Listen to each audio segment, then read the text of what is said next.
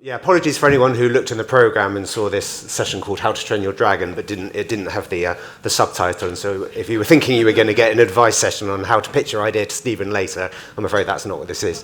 But it is about the challenges I sort of encountered and how we dealt with them, implementing, as it says, a data privacy program at Camelot. So, who are Camelot UK? For those who don't know, we're the current operator of the National Lottery and have been since its launch in 1994. So, coming up to 30 years. Although that is changing, and I will come to that in a little while. We operate in both retail, physical stores, and digitally, offering draw-based games, so Lotto, Euro Millions, Thunderball, Set for Life, and in retail, scratch cards, digitally, what are called instant win games, which are effectively online scratch cards. Obviously a very positive thing for the country. It has been since it was introduced by John Major's government, generate over £30 million a week for good causes. That means that more than 670,000 projects across the UK have benefited from National Lottery funding, which gives an average of 240 per postcode. So wherever you live, there will be a number of initiatives that have benefited, whether that's in sport, culture, heritage, or community-funded projects. And most importantly, I guess for the people who are amongst the number, more than 6,800 millionaires have been created. Don't know whether we have any in the room. Probably not. So I was appointed in June 2019 as the first permanent data protection officer at Camelot.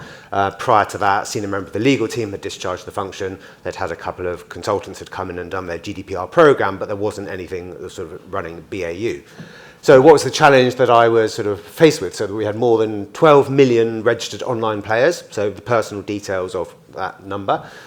Not a huge amount of data about them, mainly contact details, but some interesting stuff, particularly around what we call the Healthy Play initiative. So looking for patterns of where people may be displaying unhealthy play, so aren't in control, I suppose, effectively of their lottery play.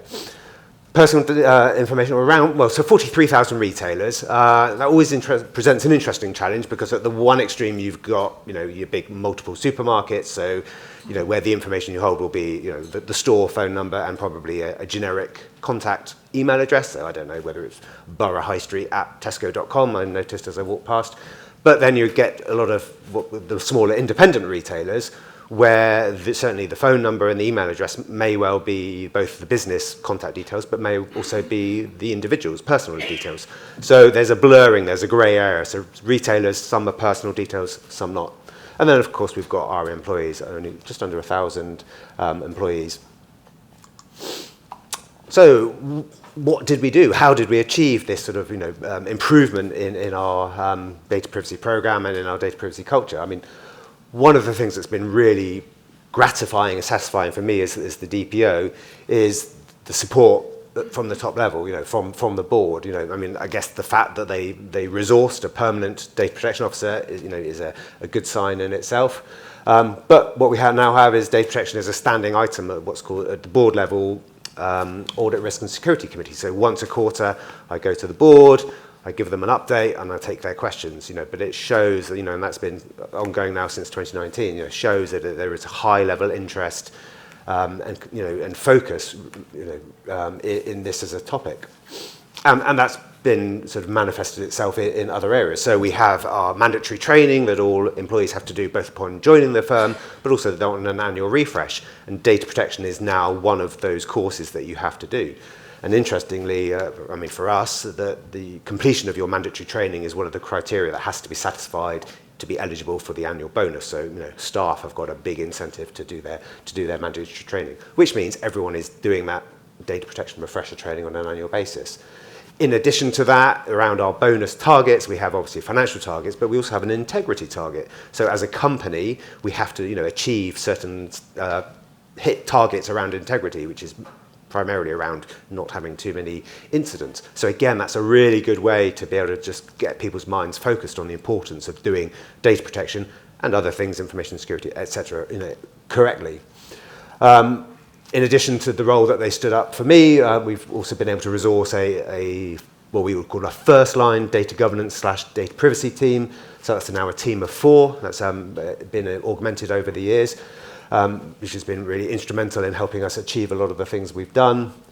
And in addition to that, one of the initiatives I brought in was that we have what we call a network of privacy champions. So within the business, so within each sort of functional area, each team, there's a nominated person, hopefully usually because they volunteered, who sort of acts as the liaison point for data protection and privacy issues. And we bring them together on a sort of a quarterly basis to sort of go through initiatives and bring them up to speed with what's going on. And the idea is they act as that sort of first point of contact within the business. They're also, and they're looking, they're forward-facing, reactive and proactive, so they're responding to queries from within their team, but they're also looking out for things that are going on, and if they spot something that they think maybe needs a bit of focus, then they can raise it up to myself and the team. So that's been a really a useful network that we've established. Inevitably, as you do, looked at sort of policies and processes. So we, reviewed our data protection policy, a lot of work on our data retention policy, which I think existed but didn't have a sufficient granularity in terms of the detail. We separated out the schedule, so we've got a retention policy which sets out the principles, and then a schedule which details, for each different data type, what the retention period should be. And that's now, I think it's gone from, certainly it was less than 100 entries, and we're now up to over 300. And that obviously embraces both personal data and wider company data. We've established a principle of data ownership. So one of the challenges that you often find within a business is, there's pockets of data and sometimes they're shared between different parts of the business. But because of that, there's not always, a designated business owner. And so because of that, sometimes, things don't get the attention that they need, or it's hard to get someone to make the decision about something like data retention. So, we established some principles and rolled out a policy, and that's now linked into the retention policy. So every type of data is listed with a data owner as well. We refreshed our incident management process, so I worked jointly with my colleagues in information security. Ashley from that team is here today. Again, just to remind people and push this out, the importance of, what you should do if you realise something has happened or you just suspect something might have happened, the importance of, prompt response and prompt action.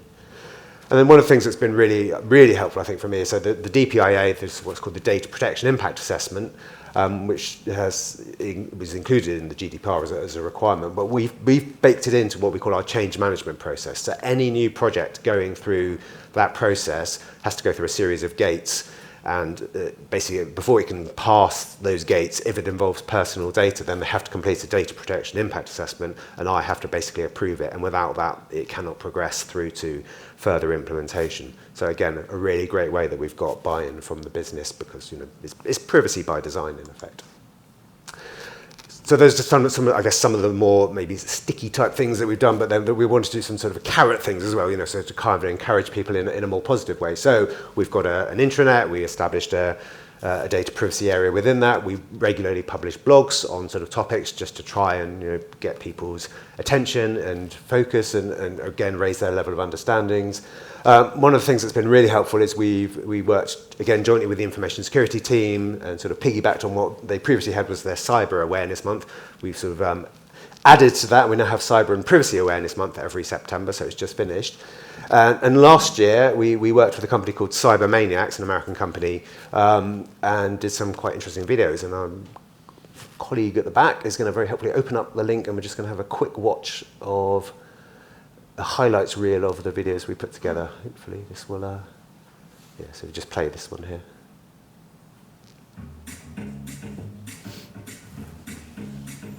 Recently, a number of our employees have started reporting suspicious activity. Well, people in our data need to be protected at all times, and that's why I've called in your team. Say no more. Good luck.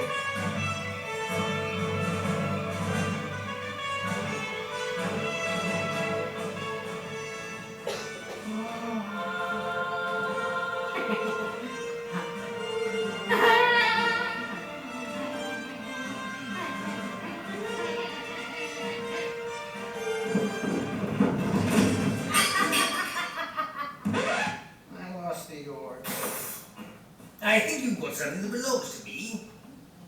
With the childhood hall now officially intact, there's definitely a greater sense of harmony now with privacy and security within Selman. Oh, it was our pleasure.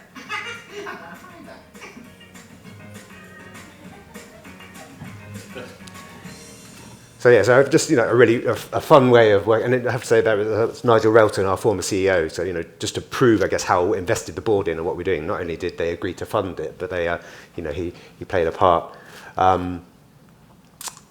So just a quick summary of where do I think we are now. So inevitably, there's always more to do. The worst thing, either in information security or in data protection, you can, the trap you can fall into is to think, you've reached the end, any complacency steps in, because sets in, that's when obviously you're probably at your most vulnerable. We have got a particularly interesting challenge at the moment. The way the National Lottery operates is it's awarded, the Gambling Commission awarded a license to an operator for a period of time. The most recent competition, actually a new operator, a company called Allwyn, were awarded the license, so they will be taking over from the 1st of February. So the majority of us will be tubing across to work for that new organisation. So at the moment we're very heavily into the transition, and again the challenges of how do you take data from one system, share it to another, and obviously ensuring that it remains adequately protected and all our data subjects remain aware of what's going on. But as I said, no complacency, but the things from my perspective that are really positive, the business does reach out, I get people contacting me proactively. Sometimes, they're being overcautious, but I'd much rather they were doing that than just ploughing ahead and then, finding out afterwards they've done something they shouldn't have. People are really good at reporting incidents, and again, often they're only near misses and they're being overcautious, but I'm sure most of us would take that any day of the week. And there is just a sense, I think, that within the organisation people get it. The role is seen as important, the subject is seen as important, and it's just a really positive place to be in. So that's it. That's a whistle-stop tour through what we're doing. If there are any questions, happy to take them, or I will be around at the break and can answer them then. Daniel, thank you very much indeed. Right.